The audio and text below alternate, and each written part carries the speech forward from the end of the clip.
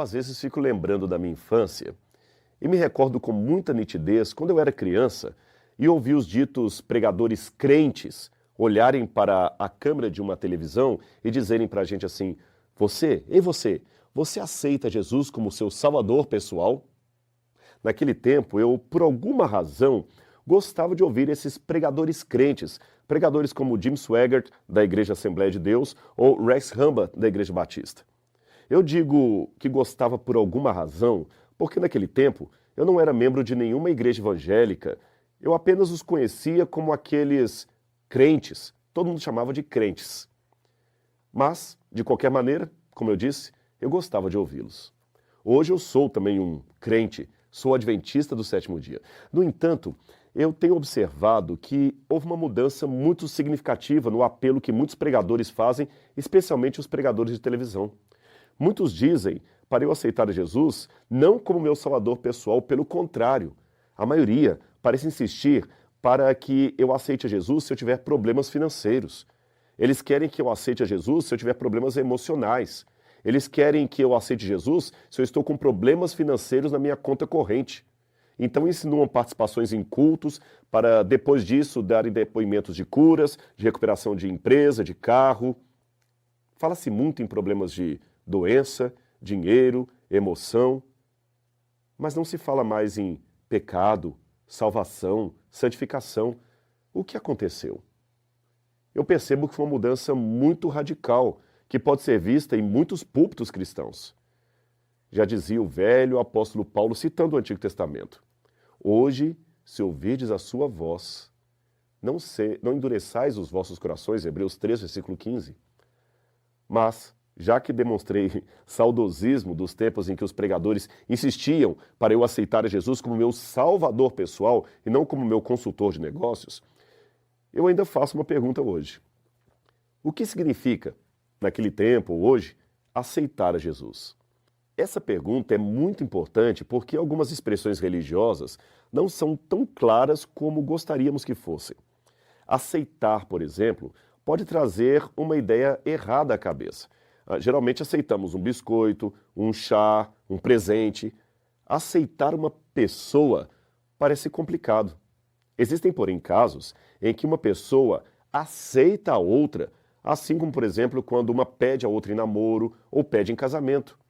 É esse o sentido da expressão aplicada a Cristo. Aceitar a Jesus como Salvador pessoal significa receber o presente dele, o presente da vida eterna. O problema é que muita gente pensa que aceitar Jesus é apenas uma questão emocional ou intelectual. Eles até concordam que Jesus foi um bom homem, que fez um bom trabalho, mas ficam nisto. Não se sentem motivá-los a segui-lo, não se sentem motivados a serem transformados por sua graça. Isto, meu amigo, não é ser convertido, mas sim convencido a respeito de Deus. Tal ideia de religião não leva a nada. Quem aceita Jesus, em primeiro lugar, é transformado por ele. Em segundo, aceita andar em acordo com a sua santa vontade. Mas não se torna perfeito da noite para o dia. Ninguém consegue atingir a perfeição assim, num estalo. Esta pessoa que aceita Jesus ainda cometerá falhas. A diferença é que a graça de Cristo vai aos poucos nos moldando e dando poder para vencer a tentação e o pecado.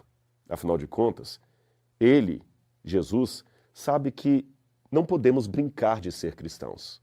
E aqueles que aceitam a Cristo têm o mesmo sentimento. Não posso brincar com a salvação que o meu Senhor me deu. Assim, aqueles que aceitam a Jesus genuinamente têm duas coisas em sua mente. Em primeiro lugar, eles estão cientes de que não é Deus que precisa da sua fidelidade, mas o seu respeito aos 10 mandamentos trará vantagens sobre eles mesmos. Portanto, reconhecem que não estão fazendo nada para favorecer a Cristo, mas apenas para favorecer a si mesmos. Quem ganha com a obediência é aquele que obedece. Em segundo lugar, aqueles que aceitam a Cristo também sabem que as suas imperfeições não levarão Cristo a desistir deles. Se caírem em tentação, arrependam-se de verdade, e o Senhor estará ali, disposto a perdoá-los do mesmo modo que esteve disposto a morrer por eles, porque Ele é o seu Senhor e Ele os ama. É por isso que aceitar a Cristo é a mais inteligente decisão da vida. Pena que muitos pregadores não falam mais para você aceitar a Jesus.